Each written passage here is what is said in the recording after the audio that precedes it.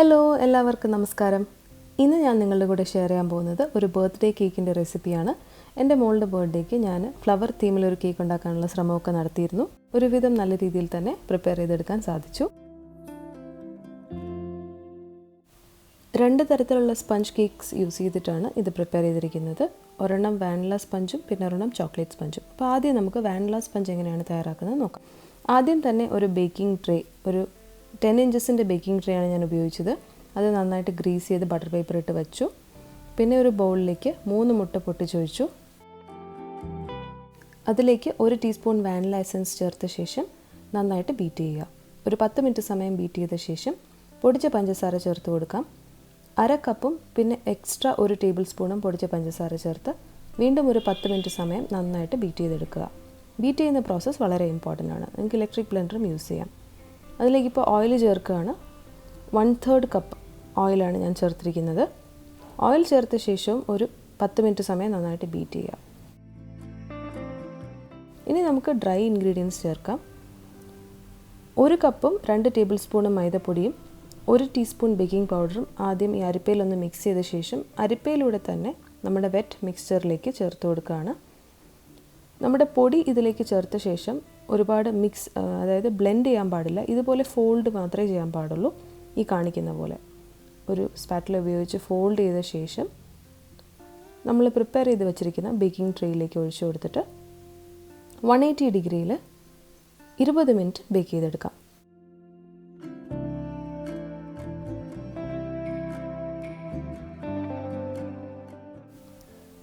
ഒരു 22 മിനിറ്റിന് ശേഷം എൻ്റെ കേക്ക് പെർഫെക്റ്റ് ആയിട്ട് ഇവിടെ റെഡി ആയിട്ടുണ്ട്. ഒരു ടൂത്ത് പിക്ക് ഇട്ട് നോക്കുമ്പോൾ അത് ക്ലീൻ ആയിട്ട് പുറത്ത് വരികയാണെങ്കിൽ, ഒന്നും മുട്ടി പിടിക്കാതെ വരികയാണെങ്കിൽ അത് റെഡിയായി എന്നാണ് അർത്ഥം.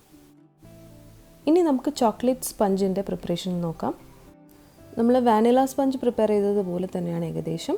3 മുട്ട, 1 ടീസ്പൂൺ വാനില എസൻസ്, 1/2 കപ്പും 1 ടേബിൾ സ്പൂണും പൊടിച്ച പഞ്ചസാര നന്നായിട്ട് ബ്ലെൻഡ് ചെയ്ത ശേഷം ഇതിലേക്ക് 1/3 കപ്പ് ഓയിൽ ചേർത്തു. ഇനി നമ്മൾ ഡ്രൈ ഇൻഗ്രീഡിയൻസ് ചേർക്കാൻ പോവാണ്. ഇത് നന്നായിട്ട് ബ്ലെൻഡ് ചെയ്ത ശേഷം അതിനു മുമ്പായിട്ട് ഒരു 2 ടേബിൾ സ്പൂൺ പാലിൽ, ചെറിയ ചൂടുള്ള പാലിൽ 1 ടീസ്പൂൺ കോഫി പൗഡറും ചേർത്ത് നന്നായിട്ടൊന്ന് മിക്സ് ചെയ്ത് കൊടുക്കുകയാണ്. ആ ചോക്ലേറ്റിൻ്റെ ഫ്ലേവർ ഒന്ന് എലിവേറ്റ് ചെയ്യാൻ വേണ്ടിയിട്ടാണ്.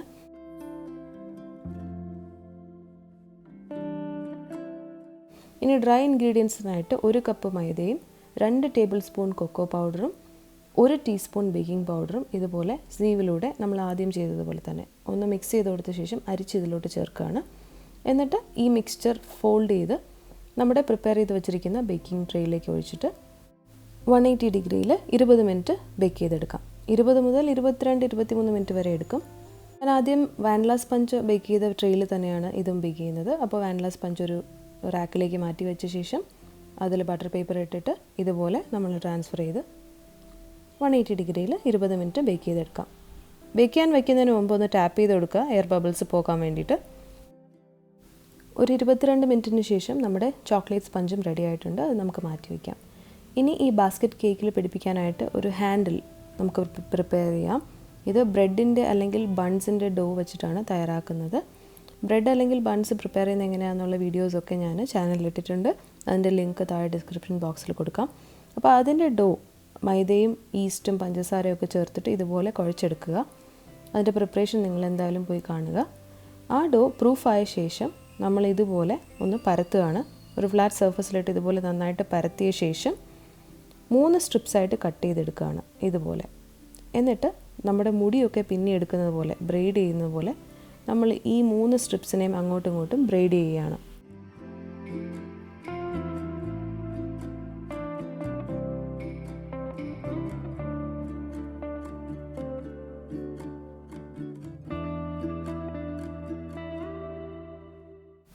നമ്മൾ നന്നായിട്ട് ബ്രെയ്ഡ് ചെയ്തെടുത്തിട്ടുണ്ട് ഡോവിനെ. ഇനി നമുക്കിത് ബേക്കിംഗ് ട്രേയുടെ അറ്റത്ത് ഇതുപോലെ വെച്ച് കൊടുത്തിട്ട്, ഈ വളഞ്ഞ ഷേപ്പ് കിട്ടാൻ വേണ്ടിയിട്ടാണ് അങ്ങനെ വെക്കുന്നത്, വെച്ച് കൊടുത്തിട്ട് ഒന്ന് ഓയിൽ ബ്രഷ് ചെയ്ത് കൊടുക്കുക. എന്നിട്ട് 190 ഡിഗ്രിയിൽ 16 മിനിറ്റ് സമയം ബേക്ക് ചെയ്തെടുക്കാം. അങ്ങനെ ബേക്ക് ചെയ്യുമ്പോൾ ഇത് സ്റ്റിഫായിട്ട് നമുക്ക് കിട്ടും ഇതുപോലെ. ഇത് കഴിക്കാനും നല്ല ടേസ്റ്റിയാണ്. റസ്കിൻ്റെ ഒക്കെ ഒരു ടേസ്റ്റ് ആയിരുന്നു ഇതിന്. അപ്പോൾ ഇതുപോലെ നമ്മൾ ഹാൻഡിലും പ്രിപ്പയർ ചെയ്ത് മാറ്റി വയ്ക്കാം.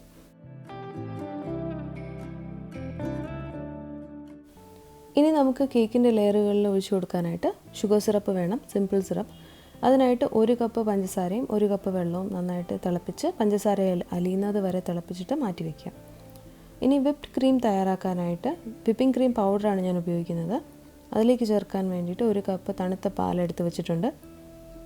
ഒരു പരന്ന പാത്രത്തിലേക്ക് കുറച്ച് ഐസ് ക്യൂബ്സ് ഇട്ട് കൊടുത്ത ശേഷം നമ്മൾ മിക്സ് ചെയ്യാൻ പോകുന്ന ബൗൾ അതിൻ്റെ പുറത്ത് വയ്ക്കുക.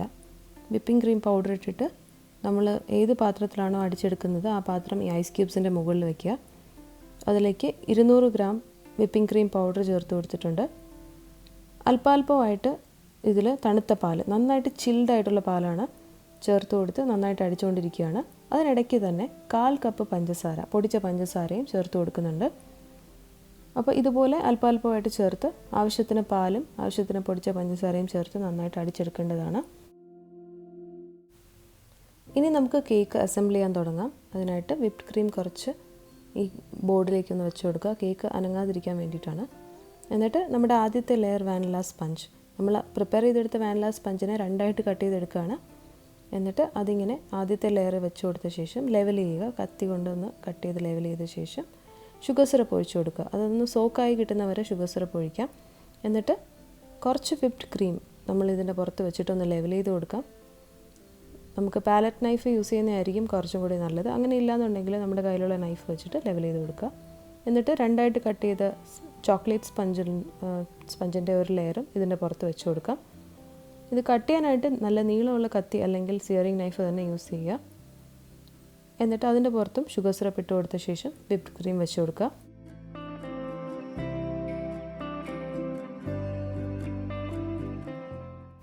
ഇതുപോലെ തന്നെ എല്ലാ ലെയേഴ്സും റിപ്പീറ്റ് ചെയ്യാം. നമുക്ക് vanilla, chocolate, sugar syrup, whipped cream എല്ലാം ആദ്യം കാണിച്ചതുപോലെ തന്നെ അസംബിൾ ചെയ്തെടുക്കാം.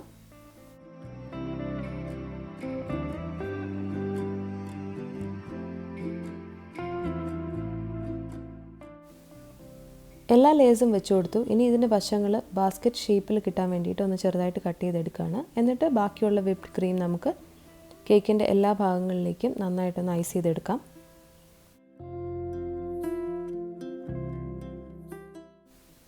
കേക്ക് എക്സ്പേർട്സ് ആരെങ്കിലും ഈ വീഡിയോ കാണുന്നുണ്ടെങ്കിൽ ദയവായി ക്ഷമിക്കുക. ഇത് എനിക്ക് അറിയാവുന്ന രീതിയിൽ ഞാൻ തന്നെ ചെയ്തതാണ്. അപ്പോൾ ഇത് ശരിക്കും കറക്റ്റായിട്ട് പെർഫെക്റ്റ് ആയിട്ടുള്ള മെത്തേഡ് അല്ലാന്നറിയാം. ടേൺ ടേബിളൊന്നും ഉപയോഗിച്ചിട്ടില്ല. എങ്കിലും നമുക്ക് അത്യാവശ്യം വീട്ടിലുള്ള സാധനങ്ങൾ വെച്ചിട്ടൊരു കേക്ക് എങ്ങനെയാണ് പ്രിപ്പയർ ചെയ്യേണ്ടതെന്നുള്ളതാണ് ഈ വീഡിയോ. അപ്പോൾ നമ്മൾ കേക്ക് മുഴുവനായിട്ടും ഐസിങ് ചെയ്തിട്ടുണ്ട്. ഇനി ഇതിൻ്റെ ബാസ്ക്കറ്റ് ഡിസൈനും ഫ്ലവേഴ്സും കൊടുക്കാൻ വേണ്ടിയിട്ട് വിപ്ഡ് ക്രീമിലേക്ക് ഞാൻ ആവശ്യമുള്ള കളേഴ്സ് ചേർക്കുകയാണ്. ആദ്യം തന്നെ ബാസ്ക്കറ്റ് ഡിസൈനിന് വേണ്ടിയിട്ട് കോപ്പറും ബ്ലാക്കുമാണ് മിക്സ് ചെയ്തത് ഇതുപോലെ. അപ്പോൾ നിങ്ങൾക്ക് ഡാർക്ക് ബ്രൗൺ ഷെയ്ഡ് ഉണ്ടെങ്കിൽ അത് മിക്സ് ചെയ്യാം. ഇതുപോലെ മിക്സ് ചെയ്ത ശേഷം ആ ഒരു സ്ട്രൈപ്ഡ് ഡിസൈൻ കിട്ടാൻ വേണ്ടിയിട്ട് ബ്ലാക്ക് മുഴുവനായിട്ട് മിക്സ് ചെയ്തിട്ടില്ല. എന്നിട്ട് ഫ്ലാറ്റ് ആയിട്ടുള്ള നോസിൽ എടുത്തു, ബാസ്ക്കറ്റ് നോസിൽ. ഒരു പൈപ്പിംഗ് ബാഗിലേക്ക് നോസിലിട്ട ശേഷം അതിലേക്ക് ഈ പ്രിപ്പയർ ചെയ്ത ബ്രൗൺ ബ്ലാക്ക് ഐസിങ് ഇട്ട് കൊടുക്കുകയാണ്. എന്നിട്ട് പൈപ്പിംഗ് ബാഗ് നന്നായിട്ട് ട്വിസ്റ്റ് ചെയ്തിട്ട് അറ്റത്ത് സിസേഴ്സ് വെച്ചിട്ട് ചെറിയൊരു ഹോൾ ഉണ്ടാക്കാം. ഇനി നമുക്ക് ഐസ് ചെയ്ത് കൊടുക്കാം.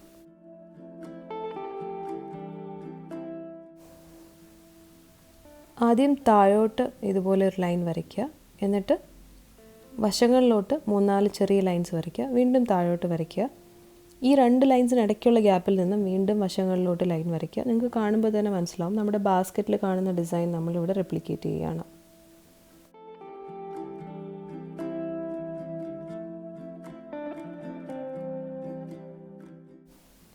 ഇനി കുറച്ച് വിപ്ഡ് ക്രീമിലേക്ക് ഗോൾഡൻ യെല്ലോ കളർ ചേർത്ത് കൊടുക്കുകയാണ്. യെല്ലോ കളർ ഫ്ലവേഴ്സിന് വേണ്ടിയിട്ടാണ്. ഒരു നോസിൽ ഇതുപോലെ ഇട്ട് കൊടുത്ത ശേഷം നമ്മൾ യെല്ലോ കളർ വിപ്ഡ് ക്രീം ഫിൽ ചെയ്ത് കൊടുക്കാം.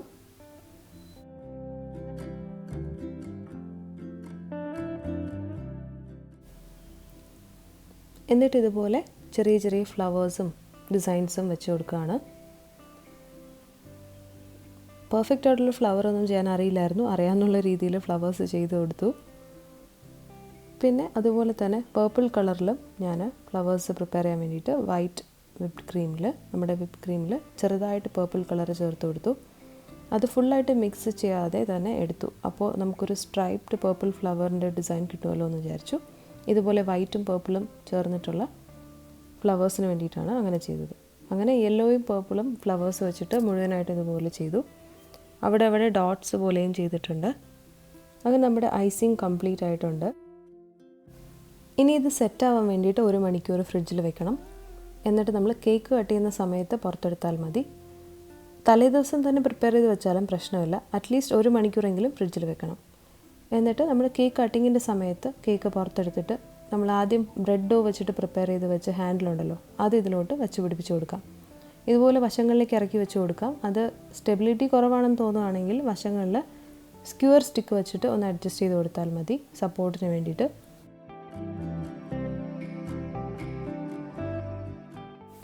അങ്ങനെ നമ്മുടെ സിമ്പിളായിട്ടുള്ള flower themed cake, basket cake ഇവിടെ തയ്യാറായി കഴിഞ്ഞു. ഷേപ്പ് അത്ര പെർഫെക്ഷനിൽ വന്നിട്ടില്ലെങ്കിലും കുട്ടികളെ സന്തോഷിപ്പിക്കുന്ന രീതിയിൽ നല്ല രീതിയിൽ തന്നെ കേക്ക് തയ്യാറാക്കിയെടുക്കാൻ സാധിച്ചു. കേക്ക് കട്ടിങ്ങിൻ്റെ സമയത്ത് അത്യാവശ്യം കുറച്ച് സ്നാക്സും ഞാൻ വീട്ടിൽ തന്നെ പ്രിപ്പയർ ചെയ്തിരുന്നു. ഇതിനു മുമ്പ് കാണിച്ച ക്രീം ബൺസും പിന്നെ ഇനി കാണിക്കാൻ പോകുന്ന ഡോനട്ട്സും അങ്ങനെ കുറച്ച് സ്നാക്സൊക്കെ പ്രിപ്പയർ ചെയ്തിരുന്നു. പിസയും. കുട്ടികളെ സന്തോഷിപ്പിക്കാനുള്ള ചെറിയ ചെറിയ കാര്യങ്ങളാണല്ലോ ഇതൊക്കെ. അപ്പോൾ നിങ്ങൾക്ക് ഈ കേക്കിൻ്റെ റെസിപ്പി ഇഷ്ടപ്പെട്ടു എന്ന് വിശ്വസിക്കുന്നു. അപ്പോൾ ഈ കേക്കിൻ്റെ പ്രത്യേകത ഇതിൻ്റെ ബാസ്ക്കറ്റ് ഹാൻഡിലും കഴിക്കാൻ പറ്റും എന്നുള്ളതാണ്. അത് ബിസ്ക്കറ്റ് ഡോ പോലെ തന്നെ ഉണ്ടായിരുന്നു, ബിസ്ക്കറ്റ് കഴിക്കുന്ന പോലെ തന്നെ ഉണ്ടായിരുന്നു. പിന്നെ കേക്കിൻ്റെ ലെയേഴ്സൊക്കെ നന്നായിട്ട് വന്നിട്ടുണ്ടായിരുന്നു. കഴിക്കാൻ നല്ല ടേസ്റ്റുള്ളൊരു കേക്കായിരുന്നു. നിങ്ങൾ എന്തായാലും ഇത് ട്രൈ ചെയ്ത് നോക്കണം. മറ്റൊരു എപ്പിസോഡിൽ കാണുന്നവരെ ബൈ.